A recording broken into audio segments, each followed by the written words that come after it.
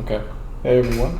We're going to go over some of the review notes from our Swiss round that we did. And then we're going to talk about a few things today that kind of went on in the BTC space. We won't be doing any gameplay today. I've kind of had a long day. So there's just not enough time. So going into it, we have one thing that I wrote down was that if Trick Room is set up and we're in a position to pivot a Pokemon, we should be choosing Ursaluna over Tyranitar. A few games I had a bit more Tyranitar usage when Ursaluna is the stronger pick in those scenarios. Another one that I need to be better at is hitting recover on Porygon when we're relatively safe against what's on the field. There were a few moments where I probably could have hit one and then survived another turn to maybe support my other Pokemon, and that's always there. And then another thing I keep needing to remember also is just like the chip damage coming from Sandstream and how that's different from Pokemon to Pokemon. I kind of forget about it, and that kind of sucks, so I need to work on that. I wrote down, because that Ninetales team was pretty brutal, and I didn't really know how to combat it, so I didn't have much experience. So with what we're going to do is we're going to leave Tyranitar and Didi next time. We're going to use Ursaluna and Hatterene in the back. Again, that gives us a boost in the terrain. We get control of weather, we can set Trick Room, and Ursaluna can sweep whatever Tyranitar can't, and we'll do cleanup that way. So turn one, ideally we're doing Crunch and Helping Hand directly into Ninetales, just to get as much done to help get that unset up. And then, switch in Didi for Hatterene is the next one. Or at least lead with those two and try to do something. Things like Mystical Fire is a great move to use. I need to be better about scouting things like choice specs, scarves, and bands. There was a moment with Quillfish, I think, where I thought I could tank a certain damage and I didn't. Another one, and the reason why, is because I ran out of time when I was scouting on Goldango and I realized he had a scarf, which meant that I knew he couldn't nasty plot, so I knew that first turn was going to be an attack move, and I didn't scout properly for that to defend against it.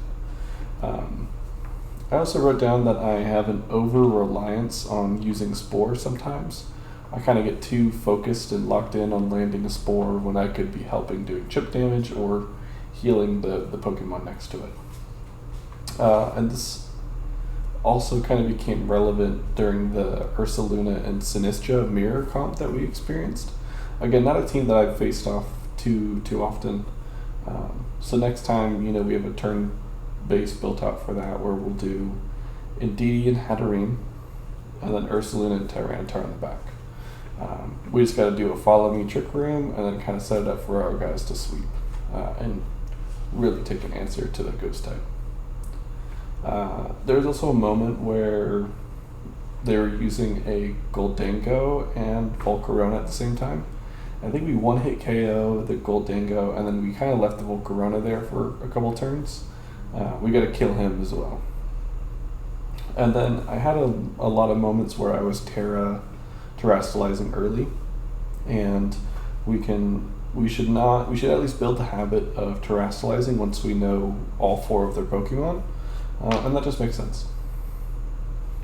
So those are all things that I wrote down that I definitely need to work on. I think it's good to also highlight some good things that we did. I think we're able to scout effectively. We can look at the base generic of a team and figure out, what exactly that team is, who's their winning cards on that team, and who are they most likely going to be putting in first. I'm also getting better with Ursaluna and just navigating it. I think my win success rate once I get Ursaluna down with Trick Room is pretty high. I also have good composure on bad starts. There was one game specifically where I think they had a double knockout or something similar on turn one, and a complete blunder on my part, and I turned it around and won that game. I forgot which one it was. And then, yeah, just using a Mungus and Porygon is more of like a stabilizing mode, just to kind of reset momentum. And I think that'll help a lot, where sometimes I'll make a bad play, and if I stabilized a bit more with one of those two, I could have probably swung it back my way, or the momentum swing wouldn't have been as stark. And now, yeah, the bad, we've already kind of talked mostly about the bad, but again, it's those mirror comps, especially like when they add in the Sinistra, bad Terras we talked about, Blizzard teams with Ninetales, that was also a big one. And then another one that is going to take some time is just some mid-game fatigue that I'll get towards the later half of the games. And that's just going to, that's more of a rep thing, right? We got to work out more and get that figured out. So that's a little bit about how that went.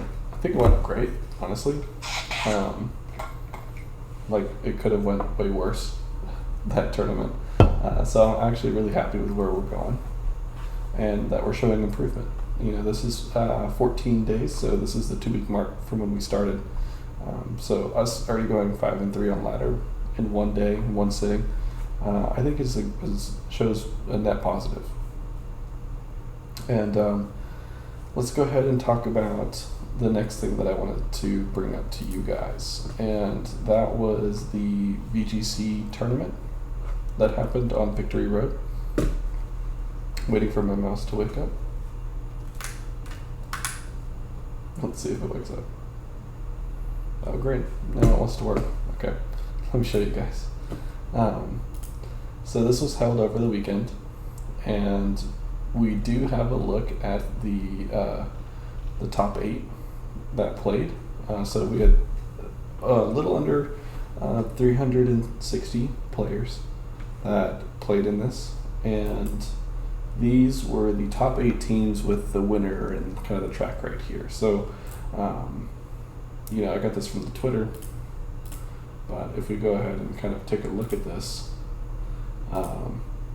we'll just kind of start at the top here. We do have a Ursaluna in the top cut, which is always good to see. One of the things that we're really looking at here is this is a good perspective on if our team is performing well, or if there's a variation of our team that's performing well, and it just gives us a sense of if we took this team and had the best piloting in the world, where could we go? So we do see a Pelipper or Chaladon Rain team with Goldengo and Dragonite. We also see, in this as well, we have more of a harder Trick Room team, and this is that Ursaluna, Porygon, and Mungus that we're very familiar with, but instead of the bottom 3 being who we use, like Indeedee, Hatterene, and all of that, and Tyranitar, it's interesting to see, and that comes up twice. So we also have another moment where this same exact team pops up. So we can talk about that in a second. We also have a sand team with the bulk up Corviknight and Goldengo. So what we got here, we got another sand team with a bulk up Corviknight and Annihilate. Also have Trick Room potential here. We have a Blizzard team, which is great to see. We're struggling against those. A lot of Sinistras too. We only see one Sinistra Ursaluna comp there. Dondozo team, again, that's pretty challenging, pretty annoying. And then if we go to the next slide, we have a Whimsicott Dondozo team. We have another Sand team, with the bulk up here. This team is really interesting. I'm curious on how this team plays.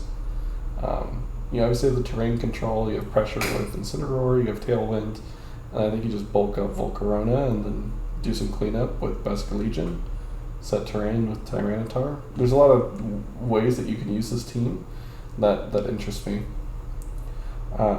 we also have that same team we talked about, that kind of hard trick room. We also have another Annihilate with the Mousehold team, another Blizzard team here with an Arcanine, Hisui Arcanine. That's an interesting thing. And we have another kind of Rillaboom Goldango team with Sneasler and just crazy. And so the winner of the team, the winning team, was that Shohei Kimura one, which was that number 3 right here. And here he's using that, the Rillaboom, Dragonite, Goldango, Mousehold, Annihilate, Ursaluna, Blood Moon. And we were able to see his team sheet. I got this team sheet from right here. And we can kind of take a look at this. So, is it different from what we've been playing? And honestly, not really. So, we've seen this Dragonite before. We've definitely seen this Goldango tons of times. We have seen this Rillaboom before. We've seen the Ursaluna. We haven't really seen too much of Mousehold, but we've seen him, for sure, do some beat-ups. And then this is a Annihilate that does bulk up. But we could have scouted this, because you can see he doesn't have Final Gambit. So, these are teams that we can get familiar with and kind of already face. And that's kind of where I wanted to talk about our next thing, which was, this isn't the end-all be-all tournament, I know that. But we can at least, think about the type of comp that we're running. And right now, we're running an Ursaluna, a Porygon, and an Amoonguss. So we know those are the 3 that, we're running and consistently getting into tournaments. And it's those other 3 slots that are really interesting to me. So the Tyranitar, right? The Goldango, and the Incineroar, right? And kind of already, these kind of fill the same roles, give or take, in a different way. Hydreigon is kind of that answer to ghost types that we have been talking about with Tyranitar. Goldango is kind of that special attack sweeper that has bulk up potential. And kind of we see that with Hatterene as well. And then Incineroar acts as kind of our disrupting tool, with Fake Out and all these different things. And kind of Indeedee does that too with Follow Me. So, pretty interesting. But it's definitely, one thing's apparent, is that you really only need one Pokemon to set Trick Room if you're a talented player.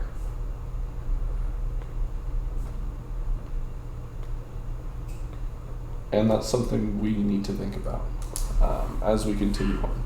But who knows? I do like my team, I do like that what the difference that my team brings here is that I have a guaranteed terrain control, and I have a guaranteed weather control that I can use to counter teams and disrupt even more. So, I was at the Terra Grass on Porygon. I wasn't able to get team sheets from these guys, but it's all good. And I kind of look at my variation of the team as well, and just looking at what the various Hydreigons would be and whatnot, and we kind of pulled some from the VGC paste repository. But we always see this Terra fighting, and I think that's to help with the ghost type moves. I like my Terra Grass. I think that's just a micro adjustment.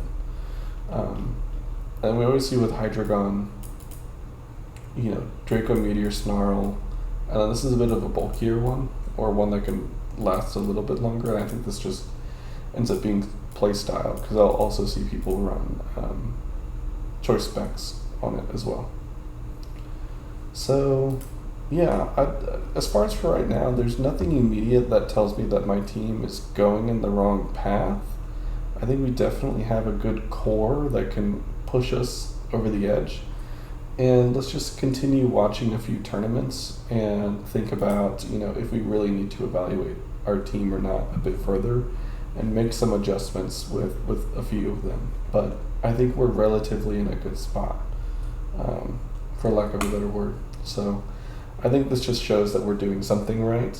I know we're not using like a copy and paste team from somebody else, but this is a team I'm able to work with and at least understand the game and the meta game a lot quicker with a team like this. So that's going to be it for this video. I hope you guys have a good day, and I'll see you all tomorrow. See ya.